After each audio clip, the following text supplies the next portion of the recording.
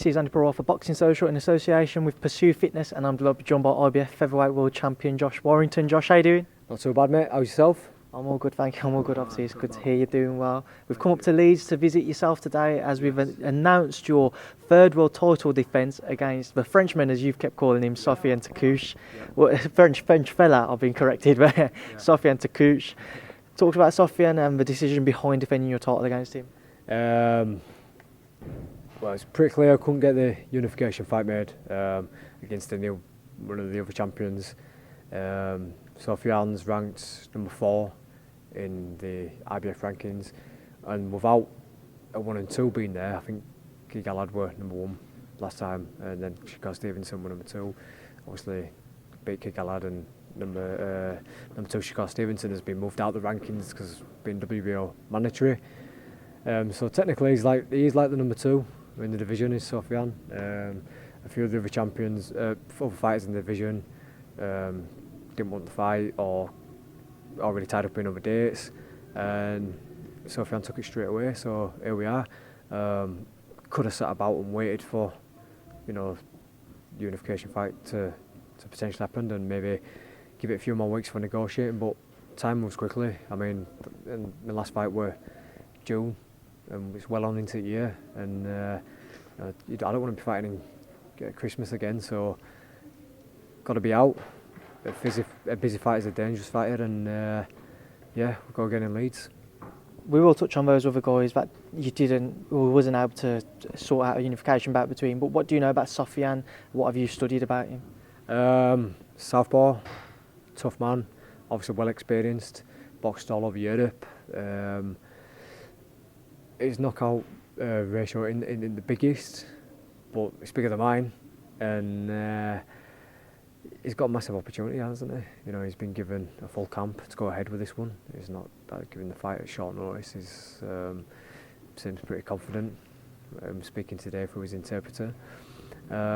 So yeah, he's going to bring it. But for myself, I don't just want to beat him. I don't want to do it convincingly. I want to finish the fight early. I'm not going to start thinking about what's potentially could come after this. It's just about this one. I'm going to just take every fight now as it comes, and concentrate on the next fight in front of me. Not even put any percentage on unification fights or when it's going to be or anything like that. Just the next fight and just winning it in style. Before you fought Kid Galahad, you made it clear you wanted a unification fight then, but you had to have your mandatory defence. It was made obligatory for you. And then after the fight, you said it wasn't your best performance. Do you feel that you may not be able to motivate yourself as much if it was against one of the other leading names in the division, against Sofiane, which makes it a much more dangerous proposition for yourself? You know what? When my back's against the wall, I do think it brings something else different out of me. I do think it's just, I don't know, it brings another level out of me. But with that being said, I wasn't happy at all with the last performance, so I want to build off that, and I've just got a different kind of focus for this one. You know what I mean? I'm not putting myself under pressure about, this, we've got to get through this one for the unification fight. It's just focusing on winning the fight and winning it in style. That's not all I'm focusing and thinking on. So it's my own personal pressure rather than anything else. Now, just to touch on those other world champions, what was the situation with those guys and trying to make the fights? After the fight, Frank were already in the States, and negotiations had started there. It went up and down. One day I was hearing good news and things were going to happen. I went away on holiday, I came back and expected good news, all refreshed and recharged, and then I had a meeting with Frank down at the Daniel Dubois and Nathan Gorman show, and it just died a death. It just fallen flat on its ass, and none of the other fighters wanted it. And Santa Cruz had said, it might entertain it, but then he said it definitely wouldn't come over here. Then over there, the way of saying they don't want it was like offering us absolute peanuts, and they wanted ridiculous amounts of money. Oscar Valdez had said on social media that he wanted the fight, but when it came to it, his managers didn't want it, and they said they were going to move up. And when I'd seen the emails, between Frank's team and their team, and Gary Russell Jr. just, I don't know where the fuck he is, so that's where it's at, and yeah, I had a fair bit of sulking over it. It got me down, to be honest with you, because I'm thinking, fucking hell, is it ever going to happen? I've done what I needed to do to be in that position. You would have thought that the other champions would want it, but it's not turned out like that. So, like I say, we've got to keep busy. We'll keep busy, and yeah, man, we go here. Now it seems to be that Shakur Stevenson will fight for that vacant world title. Who do you think would give you more of a difficult fight? Would it be Shakur Stevenson or would it have been Oscar Valdez?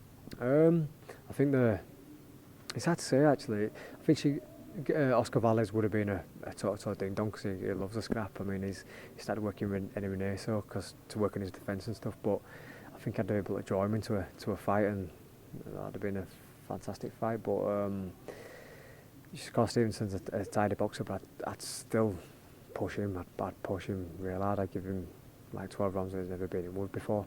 You know, everyone knows I can do the 12 rounds really well, and I think if it were for another belt as well, I just give him something that he's not had so far in his pro career. So you know, give me that opportunity, and I'm sure every one of them will be a fantastic fight. But obviously, it seems the Oscar Valdez one has started death. So if he wins that belt and he wants it, then he can have it.